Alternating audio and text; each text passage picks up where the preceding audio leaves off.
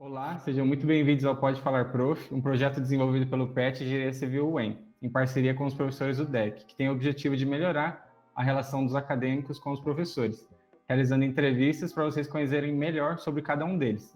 Eu sou o Matheus Melo, estudante do terceiro ano de Engenharia Civil na UEM e membro do PET. O convidado desse vídeo é o professor Rony, da área de Transportes e Geotecnia. Seja bem-vindo, professor. Obrigado, Matheus. Obrigado, meninos e meninas do PET, né? Parabéns pelo projeto. Então, inicialmente, eu me apresentando, sou o professor Rony, Rony Berti de Oliveira.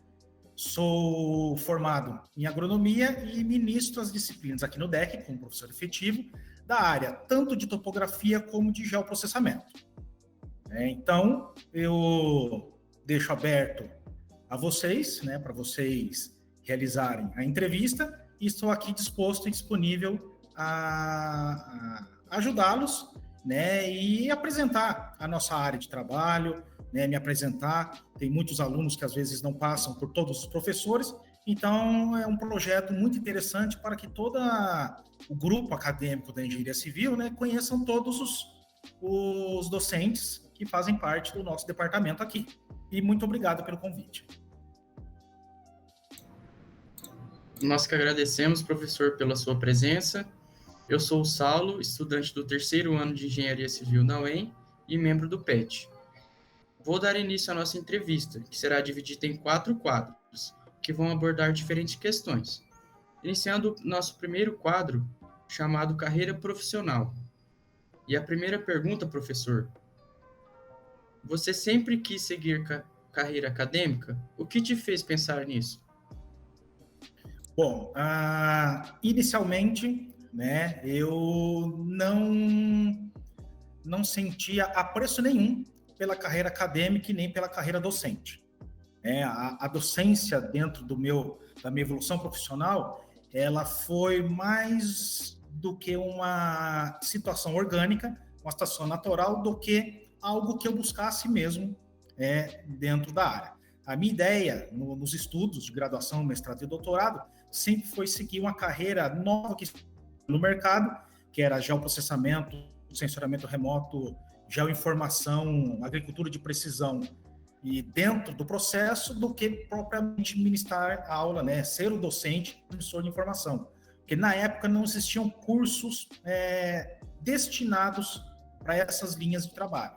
Então, eu comecei a estudar, comecei a me interessar por essa área no segundo ano da graduação.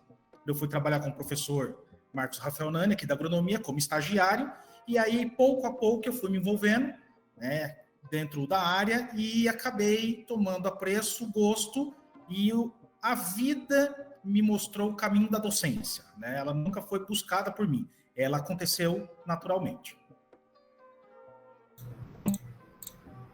Muito legal, professor, saber de como teve início essa sua carreira acadêmica. E por qual motivo você escolheu trabalhar na UEM? Bom, primeiramente eu fiz vestibular, né, no ano de 99, e eu busquei, né, uma área que não tivesse na minha cidade natal.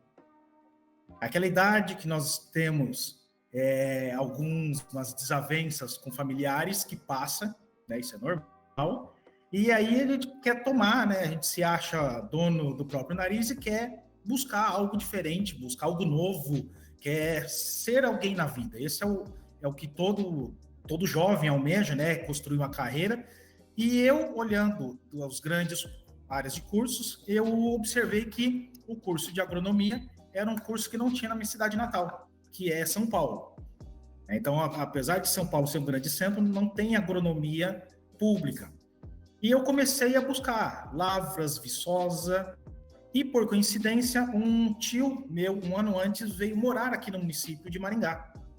Retornou, meus pais são paranaenses, então eu acabei retornando à origem dos meus pais e consegui ser aprovado no vestibular em 2000 e comecei o curso de agronomia. Como ocorreu a minha evolução aqui dentro da universidade? No segundo ano, do segundo terceiro ano, eu estava a ponto de desistir do curso. Eu já tinha conversado com meus pais, eu ia retornar até que eu fui convidado por um colega que fazia PIBIC, sabendo de um professor que precisava, vamos dizer, entre aspas, de mão de obra barata, né? Que é o que todos os alunos acham que é o estágio com docente. Então eu comecei a trabalhar, aí eu descobri GPS. Então um menino criado em apartamento, na cidade de São Paulo, que jogava videogame, descobriu um equipamento eletrônico. Então a gente começou a ver que algumas coisas devem ser desmistificadas dentro do processo de conhecimento, né, de construção do conhecimento de todos os acadêmicos, que ano a ano a gente vai evoluindo. Então eu achava que eu ia trabalhar com enxada e eu descobri um videogame na área agronômica. Aí eu comecei a estudar, comecei a explorar essa área, que eu nunca tive nenhuma disciplina na graduação voltada para a área de agricultura de precisão, geoprocessamento, processamento remoto, né? Eu tive a disciplina de topografia no segundo ano. Aqui era a aerofotogrametria na época ainda, lecionado pelo professor Paredes, né, que eu tenho muitas saudades. Hoje eu ocupo o espaço dele na área que ele trabalhava. Acho muito legal isso, né? Então eu fui aluno de uma pessoa e acabei assumindo e dando continuidade ao trabalho inicial que ele fez. Então essa acho que é a função da academia, né? Sendo sucedido por outros e pegar aquela plantinha que alguém semeou, cuidou tanto e pôr ela para crescer também ao longo do tempo. Então, eu fui convidado a fazer mestrado, né? Eu não era um dos melhores alunos, eu não tinha notas para fazer mestrado, foi um convite para dar continuidade aos projetos que eu trabalhava desde 2002. Então, em 2004, eu iniciei o mestrado, terminei o mestrado na área de agricultura de precisão, comecei o doutorado na área de sensoramento remoto, terminei o doutorado em sensoramento remoto e fui convidado pelo Sesumar, na época, a ministrar disciplina lá, no ano de 2011. No ano de 2012, surgiu a possibilidade de colaborador aqui na UEM, né? Então, eu retornei como colaborador na área de topografia e geoprocessamento e nesse evoluir da carreira, né, a gente estudando para concurso, estudando para teste seletivo, acabou surgindo a oportunidade de um concurso de efetivo e hoje estou aqui ministrando aula para vocês e conversando com vocês também. Então, a minha trajetória dentro da UEM, se nós calcularmos hoje, são 22 anos aqui dentro. Então, eu conheci com a mentalidade de estudante, né, inicial, com a mentalidade de um estudante de pós-graduação, e hoje eu estou do outro lado, né, do lado que eu estava sentado, e sonhava em ter sucesso, sonhava em ser importante, né, ver os olhos dos alunos brilharem, né, como eu brilhava para alguns professores meus, hoje eu estou tendo esse retorno. Então, é uma coisa que aconteceu de forma orgânica, que eu não queria, não almejava, mas hoje eu não trocaria essa posição, né, essa profissão que eu tenho hoje. Né? Então, quem foi meu aluno, não sei se percebeu, a gente tem paixão naquilo que faz. Né? Então, isso que é o que se torna gratificante. No entanto, eu estou aqui conversando com vocês por essa situação, senão eu não estaria também. Se eu deixar de responder alguma pergunta, vocês podem refazê-la que eu continuo, porque se eu começar a conversar aqui, a gente não para mais. Então, do PIBIC, você já emendou no mestrado, doutorado e depois para professor? Eu não tinha PIBIC, né? Eu simplesmente era estagiário de um laboratório. Então, eu vivia na orelha de um professor que eu queria aprender a mexer em softwares, né? Porque eu gostava de videogame, na área que eu conseguisse envolver agronomia. Então, esse docente, eu, durante a minha carreira, durante os meus trabalhos com ele hoje, trabalho com ele até hoje, há 20 anos, né, em projetos, aqui dentro da UEM, em desenvolvimento de pesquisa. Hoje eu estou auxiliando, mestrando e doutorandos dele na área de campo, que é o que eu mais gosto de fazer, que é aquele pesquisador voltado para a área ciência acadêmica, escrever artigo, pensar... E tem outros, cada um tem seu perfil, né? O meu perfil é ir a campo, coletar dados, informações, tentar fazer aquela ponte entre a ciência e o usuário final, né? E a população.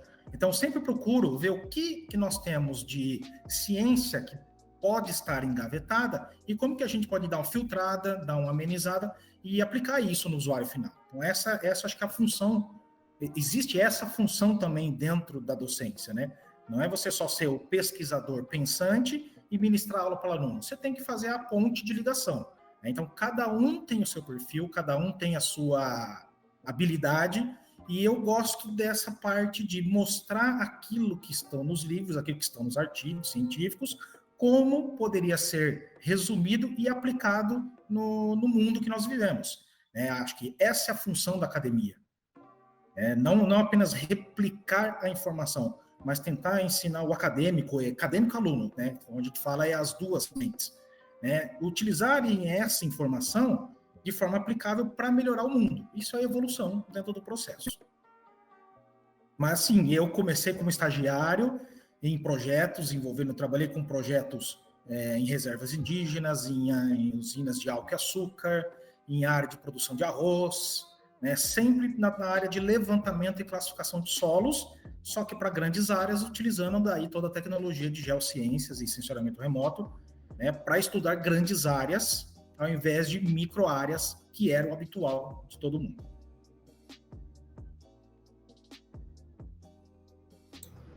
Muito legal, professor, saber da sua trajetória. E como o senhor disse no início da entrevista, foi uma semente que o senhor plantou e deu fruto. Não é à toa que o senhor está até hoje na UEM, todos esses anos dentro da UEM. E é muito legal a gente saber como que foi a sua formação, como que foi a sua trajetória.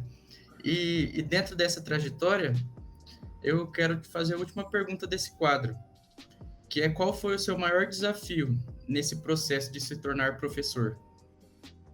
O maior desafio? Falar em público. E tentar transmitir aquilo que eu queria ensinar para os alunos. Então, a minha primeira experiência em sala de aula foi um pouco frustrante, né? Decepcionei, cheguei em casa, chorei, falei, eu não sirvo para isso, não é do meu perfil, eu vou abandonar. Né? Nessa mesma semana, isso foi numa segunda-feira, numa terça-feira o meu filho nasceu. Não, desculpa. No domingo, isso foi uma semana antes, no domingo, vou começar de novo, depois vocês cortam essa parte. Então, vamos voltar. A frustração, a primeira frustração que eu tive foi a primeira semana que eu entrei dentro de uma sala de aula. No domingo, meu filho nasceu, na terça-feira eu defendi doutorado, e na semana seguinte eu voltei para a sala de aula. Aí eu descobri que não era só eu cuidar da minha vida, existia um outro ser que precisava de cuidado. E foi nesse momento que eu falei, não, esse pessoal, esse ambiente, né, essa instituição me deu a possibilidade de eu dar um início, né, de um futuro para uma pessoa que veio ao mundo, que não tinha como ela não conseguia se cuidar, né? Se cuidar sozinha fica meio redundante, mas ela não tinha a capacidade de se virar, vamos dizer assim, entre aspas. E dependia de mim, minha esposa, meu filho, e aí foi aonde eu encarei a profissão, e aí eu vim investindo, né? Estudando, ministrando disciplinas. Então, em 2011 eu dei aula, em 2012 eu fiz teste seletivo aqui e entrei, em 2013 eu fiz um teste seletivo aqui na UEM e 2 concursos para efetivos, um na UEM e um na Unemat no Mato Grosso, né, em Alta Floresta, divisa com o Pará. Antes da aprovação, antes do concurso da UEM, saiu o resultado lá do Mato Grosso. Nesse resultado, eu aprovado, né, já fiquei com aquele alívio de, nossa, pelo menos emprego eu tenho agora. Né? Agora eu estou garantido. E aí veio o concurso da UEM. Fiz o concurso da UEM, saiu o resultado do concurso da UEM, nos 2 eu fui aprovados, e o Mato Grosso me chamou. Então eu fiquei fora aqui da UEM entre 2014 e 2015, eu fiquei 20 meses fora da universidade. Foi um grande aprendizado, foi um momento assim, muito diferente, que me fez amadurecer como profissional.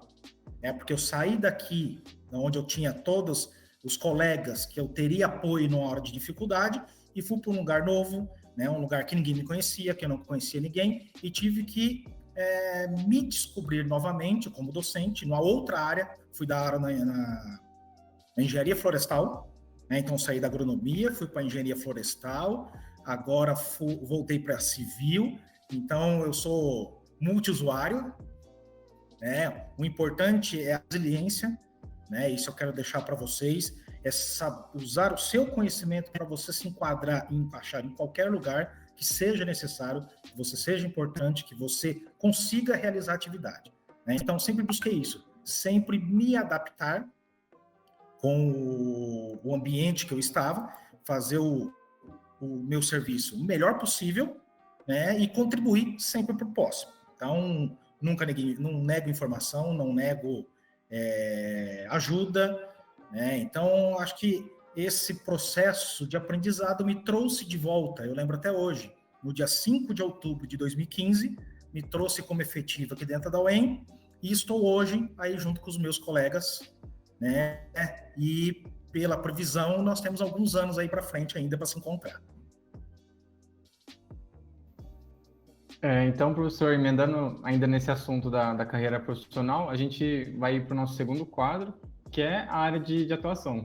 E aqui uma das perguntas é, se você tivesse que escolher outra área de atuação, qual que você escolheria? Hoje eu tenho um apreço por programação, né? E a programação, né, ciência da computação, informática, mais a área de programação mesmo, ela está muito ligada com a área que eu trabalho, né? Então, seria unir o útil ao agradável. Então, a minha infância foi videogame, computador, em apartamento, né, em São Paulo. Não tinha facilidade das crianças, por exemplo, aqui de Maringá, de brincar na rua, já era perigoso lá, diferente da época que eu cresci aqui, né, no município do interior, era menos perigoso, não vou dizer que é mais fácil, era menos perigoso, então eu sempre tive essa afinidade com a parte eletrônica. E aí eu já pensei, quando eu pensei em desistir de agronomia, eu ia para a área de computação ou informática, ou ciência da computação, ou informática, mas na área de programação. Deixei isso um pouco de lado, não que durante a minha trajetória, porque quando nós trabalhamos com sistema de informações geográficas, é tudo programacional hoje, né? Então você tem que desenvolver os modelos matemáticos, programar para o software poder trabalhar. Então, se eu não tivesse optado pela área da agronomia, eu acho que é a área de informática, que é o que eu estou tentando unir hoje, né? As duas áreas daqui para frente. Então, eu não deixo de estudar um pouquinho, não sei quase nada, mas eu estou, como eu disse, começando a engatinhar novamente, plantando uma nova semente, para lá na frente eu tentar juntar as duas áreas, que é a área de geociências, né? Sensoriamento remoto, imagens de satélites, e a parte de programação para geração de modelos para esses estudos. Então, é uma área que eu tenho muito apreço e optaria por seguir também. Além de estar muito conectado, está muito em alta agora também, né? Principalmente comparado à engenharia civil, que já é bem antigo, né? Essa área, sim, tendência para muitas áreas, né? Hoje em dia. Hoje, quem não está atualizado com programação, vamos dizer, na área de vocês trabalham com engenharia civil. Hoje, a programação na engenharia civil, vocês estão percebendo que está envolvida em tudo, né? Então, geração de um modelo hidrológico, você tem que saber trabalhar. Planejamento urbano, previsões, trânsito na área de transportes, roteamentos, cálculos estruturais. Então, uma coisa é você pegar um pacote pronto de softwares, pacote a gente chama de pacote fechado, que você não altera, e você entender os parâmetros e adaptar ele para a sua atividade, né? E para isso tem que estudar um pouco de programação, e inglês tem que estar na ponta da língua, né? Então, fica aí uma dica para vocês, né, que estão iniciando a carreira agora, né? Vocês vão descobrir o que é ser engenheiro civil depois que pegar o diploma, que se deparar com o mundo real mesmo, e aí vocês vão entender algumas coisas que vocês viram durante 5 anos, que eu até brinquei com a turma minha, sobre uma disciplina, que disseram, essa disciplina não serve para nada. Eu falei, não serve hoje. Mas até o final do seu curso você vai ver que ela tem muito a ver com a sua formação. Então é isso que eu deixo, né, como conselho para os alunos, abracem todas as áreas. A gente sempre tem afinidade com uma, tá? Mas isso não quer dizer que a outra tem que ser deixada de lado. A próxima pergunta você comentou, né, que já teve ligado bastante com a área de pesquisa, mas você desenvolve projetos? Você é orientador de PIC ou PIBIC ou algo do tipo? Atualmente eu não estou orientando PIBIC, né? Eu estou co-orientando um mestrado e um doutorado na agronomia. Como, pela minha formação e o meu trabalho, né, dentro da área de SIG, ser voltado mais para a agronomia, foi, né, durante o tempo, esse pessoal me procura mais. Não que eu não oriente, não faça pesquisa dentro da civil também. Né? Então, eu tive um orientado de engenharia civil, que o TCC dele foi em mapeamento termal do município de Maringá ao longo de 10 anos. Né? Então, ele trabalhou com a parte térmica do novo centro, utilizando imagens de satélite termais, que é a área que eu trabalho. Né? Então, eu considero o geoprocessamento, a topografia, são áreas coringas, vamos dizer assim. Né? Elas se encaixam em várias outras específicas. Então, nós temos condições de auxiliar, né, a unir várias áreas, né, utilizando a ferramenta de geoprocessamento, topografia com estruturas, com hidrologia, com construções. Né? Então, pode se unir e realizar uma pesquisa. Né? Não há problema nenhum. É que, pelo conhecimento, como os alunos, né, é bom esse projeto de vocês, que agora os alunos ficam conhecendo as nossas áreas de trabalho, não é porque eu sou de uma outra formação que eu não tenha vontade de trabalhar junto com a área civil. Nós também temos. Mas, por enquanto, né, se nós pensarmos em termos de carreira, eu tenho 5, 7 anos, né, como efetivo, então estamos engatinhando, se nós pensarmos numa média aí de 40, eu ainda não cheguei na metade. Né, então dá para desenvolver bastante coisa aí com os alunos, né, eu deixo sempre a critério dos alunos, eu não procuro, eu espero o aluno trazer a ideia para mim. Professor, eu gostaria de trabalhar com isso. Aí eu acho que funciona um pouquinho diferente, pelo menos comigo funciona assim. Né? Cada professor tem a sua sistemática. Então, se o aluno vem com um problema, eu vou tentar ajudá-lo a resolver o problema. Agora, se o aluno chega, professor, o que você tem para eu fazer? Aí eu coço a cabeça, porque de mente eu não tenho nada.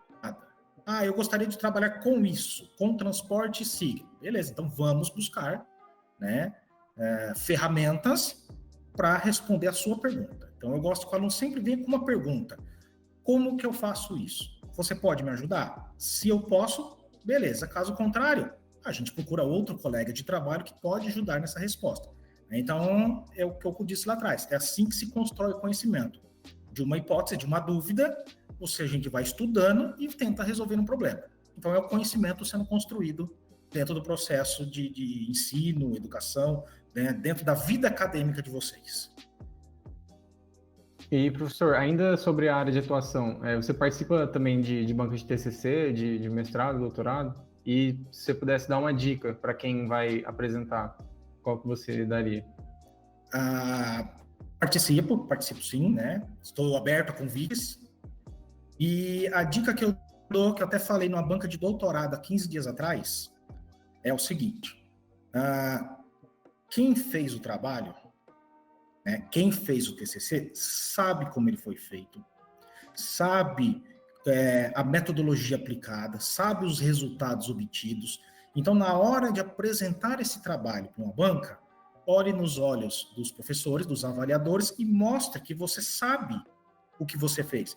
Não tem problema se engasgar, não tem problema se gaguejar, né? Isso, para mim, não faz diferença. O que faz diferença é olhe nos olhos e mostre que você fez o seu trabalho, você conhece o seu trabalho e demonstra a importância do seu trabalho para a sociedade. Essa é a melhor dica que eu deixo para vocês. Tá? Então, confie naquilo que vocês fazem. Nunca tenho receio de apresentar um trabalho feito por vocês. Se é um trabalho copiado, óbvio, né, que a gente pressente isso, a gente sabe. Agora, se o acadêmico realmente se dedicou, fez, né, aplicou, eu costumo dizer, disse para um doutorando, nem todo o trabalho que a gente tenta fazer, ele tem que dar certo. Né? Ele pode dar errado. Então, ele se torna algo palpável para os próximos verem, dessa forma não funciona. Por quê? Porque o Matheus, o Vinícius, o Saulo, né, que estão aqui comigo, eles testaram e dessa forma não funciona. Então a gente tem que tirar um pouco isso na hora do TCC da cabeça do aluno, porque nem tudo dá certo.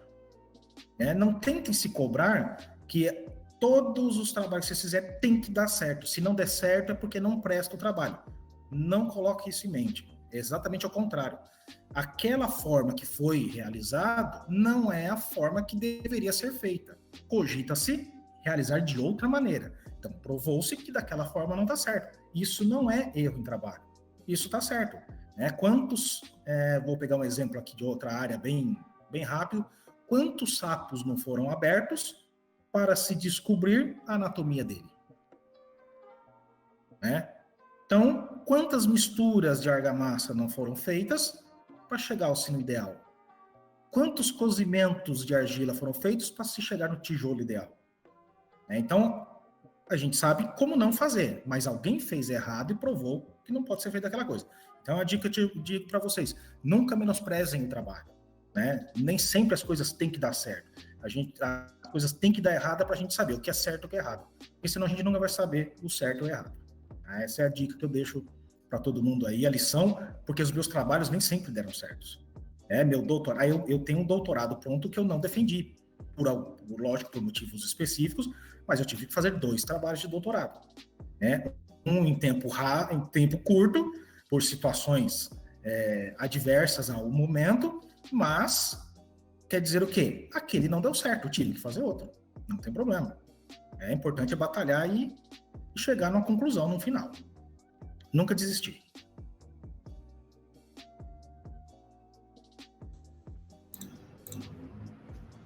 Agora que a gente já conversou sobre sua carreira profissional, sobre a sua área de atuação, a gente vai dar uma descontraída. Vamos tirar a formalidade agora, tá todo mundo, ninguém tá mais nervoso, tá todo mundo mais tranquilo agora. A gente vai mudar para o nosso terceiro quadro, que é o quadro Fofocando com o Prof. E a primeira pergunta, professor, é se você passou alguma situação engraçada em sala de aula? Se sim, conta pra gente. Engraçada? Olha, engraçada não foi para mim, mas foi engraçada para a turma. Eu estava dando aula uma vez, e tinha uma turma de cantores na aula, era uma aula com microfone, por causa do tamanho da sala, e me tomaram o microfone para cantar música sertaneja para a turma. Isso já aconteceu. Então, para a turma foi bem engraçada o aluno tomar o microfone e cantar uma música. Mas eu não vou... É como o seguinte, todas as aulas, alguma coisa engraçada sempre acontece. Na descontração. Aluno dormindo e todo mundo batendo palma, e o aluno levanta e começa a bater palma, isso combinado, então já aconteceu. Aluno dormindo e nós todos saindo de dentro de sala e largando ele dormindo, já aconteceu. Então, essas situações costumam ser corriqueiras. Dependendo do horário, dependendo da carga horária da disciplina, se é uma disciplina de sexta-feira, final de tarde, um dia após, se de manhã teve uma prova pesada aí, ou se tem prova no sábado, aí o negócio complica para o nosso lado. Mas nada que a gente não consiga reverter e resolver os problemas. Aí fica a dica para quem vai ter aula com o professor ainda, não dormir em sala de aula, né? Senão vai passar uma situação aí meio... Pode ser que fique sozinho na sala. E agora, saindo um pouquinho da sala de aula, professor, o que você gosta de fazer fora da sala de aula? Tem algum hobby? O senhor já comentou que antigamente o senhor gostava de videogame. Ainda continua? Ainda jogo. Eu andei perdendo meu videogame para os meus filhos. Estou passando por uma fase complicada em casa, porque eu não tenho mais acesso ao videogame, mas ainda tenho o Play 3 lá guardado, que de vez em quando aí eu brigo com a esposa para usar a televisão. Mas eu tenho um esporte que eu gosto. Tive que dar uma parada por causa de uma fratura. Eu estava dando aula de topografia aconteceu em 2016. né? E não foi na aula, eu treinava jiu-jitsu e eu tive um rompimento do cruzado, um joelho, e aí eu tive que interromper por um tempo a minha carreira, engordei um pouquinho, agora preciso emagrecer para ver se eu volto a lutar. Mas a minha meta é voltar a lutar, né? Porque eu tenho uma filha e eu vou ter um genro, então eu preciso estar preparado para isso. Vixe, coitado do genro, hein? A primeira impressão é a que fica. E dentro da sua graduação, professor, o senhor participou de alguma atividade extracurricular, como empresa júnior, atlética, centro acadêmico, PET, ou fez alguma iniciação científica? Na minha época, essa iniciação científica, né, e era até legal, porque o EAIC, ele era fora de sede, né, então eu apresentei já trabalho em Cascavel, apresentei trabalho em Guarapuava, né, então é um negócio muito legal que você interagia com outras instituições. Eu participava do centro acadêmico, né, no início do curso, e na época tinha muito evento acadêmico, né, congressos acadêmicos, em outras instituições. Então, eu cheguei para Chapecó num congresso acadêmico, né? Eu sempre me envolvi com esse tipo de coisa. Nunca como cobrança, né? Eu nunca fui bolsista e tinha aquela cobrança, mas sempre por gosto de estar interagindo, estar envolvendo. Eu observo a universidade hoje comparada, eu vou falar da casa aqui, porque fazem 22 anos que eu estou, eu vejo que a universidade ela se tornou um pouco fria nas relações entre os acadêmicos. Né? Tinha uma época que existia a cantina na frente do RU, a cantina central e uma cantina aqui embaixo, perto do G56. Então, a confraternização acadêmica era muito grande. Hoje a gente observa que as coisas estão se perdendo, e uma coisa muito interessante, muito legal que eu vi, de uns 2 anos para cá, é essa interação entre vocês do PET e o centro acadêmico, em tentar reviver essa época, né, tentando construir pracinhas, achei muito interessante como vocês trabalharam para recepção acadêmica aqui, né, num momento que nós estamos complicados, então quebra aquele primeiro impacto, principalmente dos alunos que eram do primeiro ano e do segundo, né, que não tinham acesso à universidade. Para eles, a universidade era apenas uma tela de computador. E hoje nós temos vocês tentando trazer esse pessoal de novo, né, juntar. Eu comecei a ver os grupinhos começando a se formar novamente aqui em volta do bloco, e isso é muito interessante, né? Então eu dou os parabéns para vocês e que vocês continuem com esse projeto, porque eu lembro de uma época muito boa da interação aqui dentro da universidade. Isso se perdeu um pouco e eu observo alguns alunos tentando reconquistar, mesmo involuntariamente, por não conhecer como que era, né? Mas eu observo que vocês estão no caminho certo. Era aquilo que a gente pensava, almejava, e vocês, alunos, estão fazendo. Nesse ponto, parabéns para vocês aí, pelo bom trabalho que vocês vêm fazendo nesse retorno um pouco complicado. Mas vamos superar, todo mundo vai superar. E é bem isso, professor. A gente está tentando buscar não só juntar as entidades, PET, o CAEC, a empresa júnior, mas também o curso inteiro, os acadêmicos. A gente engajar no curso, não só questão de matéria, de aulões, de cursos, mas de interação. De querer mais se saber das áreas, as experiências que cada um teve diferente. E é isso que a gente vem buscando, realmente. E esse ano ainda, tomara que já dê certo de acontecer os eventos presenciais, né? Que a gente ficou 2 anos sem aí, que é o que realmente junta o bloco inteiro, assim, praticamente.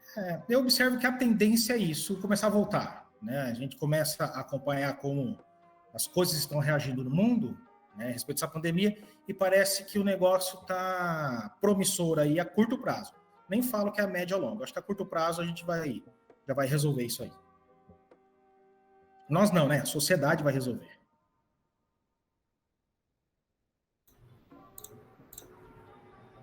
E ainda dentro do nosso quadro Fofocando com o Prof, a última pergunta é se o senhor já teve alguma dependência, alguma matéria, se não, qual que você teve muita dificuldade? Conta pra gente. Vamos lá.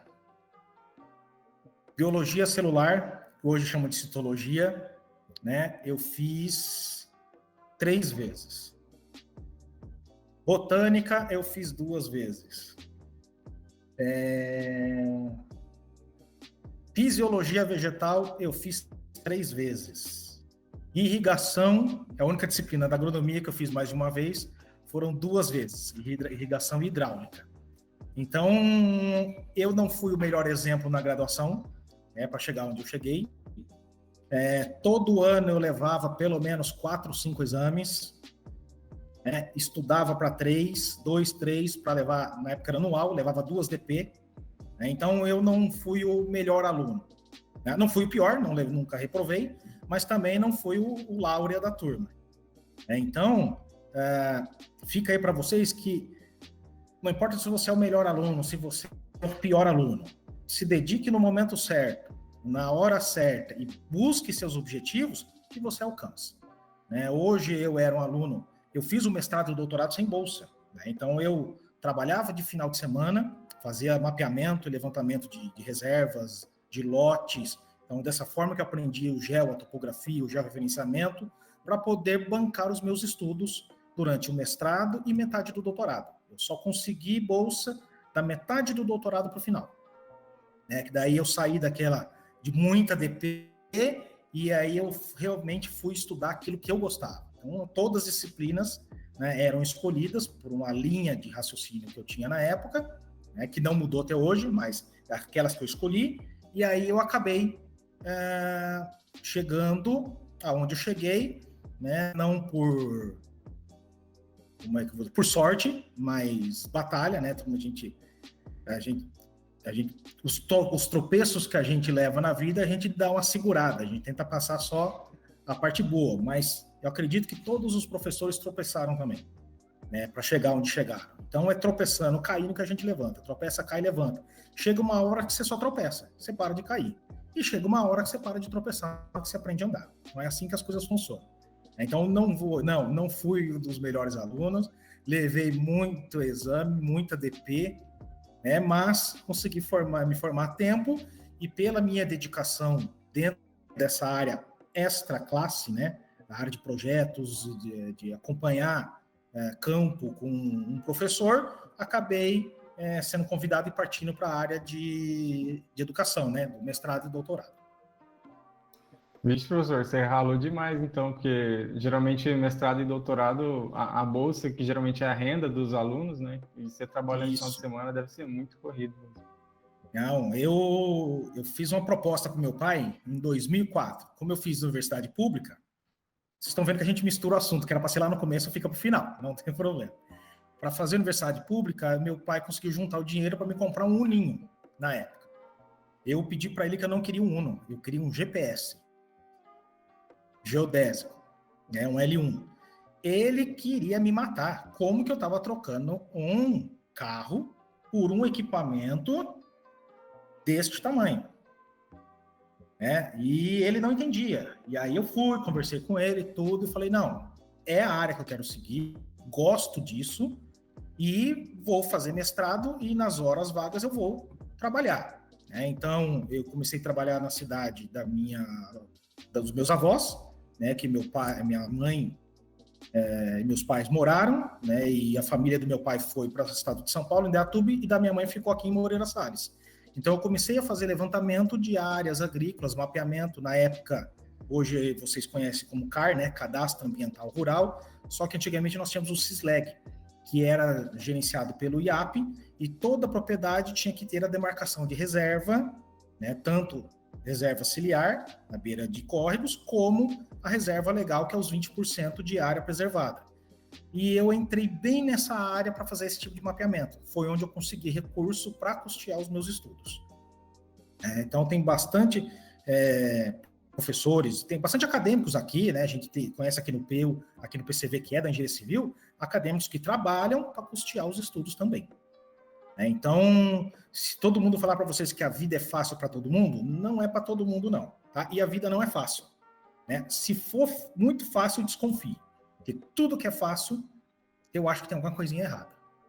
né? Se não vem pelo suor, se não vem com um pouquinho de dor, né, a gente não dá valor. Então, é assim que as coisas elas devem caminhar.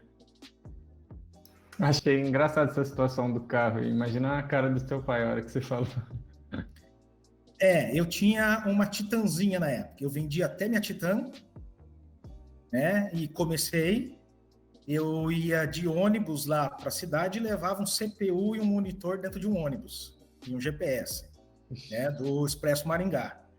E de final de semana eu montava o computador na prefeitura, feito na época, e eu trabalhava dentro da prefeitura e fazia serviço para a prefeitura, ou quem é minha sogra hoje, né, me ajudou muito lá atrás, ela emprestava monitor, teclado, ou alguma coisa que eu não levava daqui para estudar. Meu outro tio emprestava o carro para mim ir a campo, e assim foi indo, naquela parceria, né? Então, eu não cresci sozinho, pessoas me apoiaram, né? Não me empurraram, me apoiaram para que eu tomasse meu caminho e crescesse. Né? Então, foi muito legal, né? Foi a época que eu mais aprendi a área, né? Que é o que eu mais peguei gosto, porque eu comecei a sair do livro, sair da academia, da filosofia sobre a temática e comecei a aplicar ela. Aí é onde as coisas mudaram e eu aprendi muito e cresci, e até hoje, me virando, comprando. Hoje a gente tem facilidade de comprar curso online, né? Mas eu não nego, eu compro para aprender uma coisinha nova, que sempre está saindo coisa nova, versão nova de software, um livro, um curso, um vídeo que a gente vê no YouTube, pode mudar muita coisa, porque daí você constrói o conhecimento, né? Dentro do processo de aprendizado. Tudo é válido, a gente só precisa saber filtrar as informações, aquelas que realmente valem a pena. Tem muita coisa de graça também hoje em dia, né? Mas, professor, seguindo para o nosso último quadro, a gente vai fazer um bate-volta agora para descontrariar, e assim, vai ser assim, eu vou fazer algumas perguntas para você e você vai responder elas, rapidão, assim, de o que vier na tua cabeça. Primeira resposta. A primeira aqui é o aluno que chora no final de semestre. A primeira alternativa, você dá 10. A segunda, tchau, obrigado. A terceira, parabéns, nota 0. Ou a quarta, penso com carinho. Eu costumo pensar com carinho. Avalia Tudo depende da situação. trajetória. Beleza. A segunda pergunta, o aluno que dorme em sala de aula, ou igual agora que a gente estava no online, né? Não desligou o Meet no final da aula. 1, coragem, porque noção não tem. 2, vou embora ou saio da reunião. 3, você guarda o nome da pessoa para marcar ela ali no final do semestre. Ou a quarta, você finge que nem vê. Eu vou ficar na 3, né? Porque eu já fiquei muito tempo depois da aula esperando o aluno voltar da academia, né? Para saber a hora que ele ia desligar o Meet. Mas isso não é motivo para marcar o aluno, né? Vou separar a resposta aí. Né? Ele não gravei quem era, eu só fiz para mostrar que eu estava cuidando. Entendi. E o aluno que sai toda hora de aula? Você pede para ele trazer um café para você, você passa a lista de chamada na hora para ele perder, né? Ou 3, vai com Deus, ou quarto, nem liga? Olha, eu não ligo. Tem vezes que eu tô tão concentrado na aula ou na interação com algum aluno que eu nem percebo que aluno entrou e saiu. A não ser que seja barulhento. Aí a gente vai para a parte do tirar um sarrinho. E essa quarta pergunta é mais sobre a parte do online, né, que a gente estava tendo. O aluno que liga a câmera durante as aulas. Alternativa 1, indiferente.